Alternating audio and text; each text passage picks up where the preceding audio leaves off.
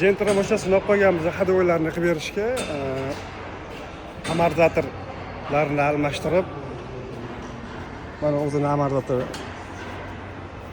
perkashga qo'yilgan Diamond amortizatorni qo'yib beryapmiz. Diamond amortizator yumshoq amortizator hisoblanadi. Juda ham ishlaganda ham mazza qilib ishlaydi. Xudo xolisa buni salniy blogerchi podushka, stabilizatorli vstulka degan rezinkalarni hammasini almashtirib beramiz, yumshoq bo'ladi. Bu Gentrani egasi kimligini kim bilsa kommentariyaga yozaverasizlar. Amortizatorlarni ham yechib oldim. Mana amortizatorlarning holati. Tushsa chiqmayapti, chiqsa tushmayapti. Men perkachka amortizatorni hech kimga tavsiya qilmayman. Perkachka amortizator qo'yish kerak emas. Iloji boricha original amortizator Lasetti'ligi, Diamond, Optera, Kayava amortizator qo'ygan yaxshi, chem perkachkaga qaraganda. Perkachka 1 oy yo 2 oy uzoq yaxshi ishlab beradi, undan keyin boshlaydi.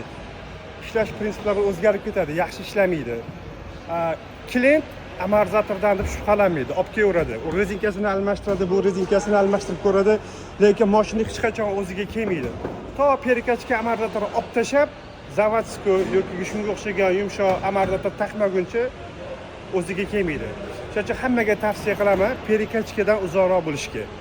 Perkachkaning holati mana shunaqa bo'ladi. 1 oy yaxshi yuradi, 2 oy yaxshi yuradi, undan keyin mana rasvos chiqadi. Gap perkachkachilar yomonlayotganim yo'q, haqiqatni gapiryapman. Tag'in noto'g'ri tushunmaysizlar. Kimga shunaqa xizmatlar kerak bo'lsa, aloqaga chiqaverasiz profilli nomerga.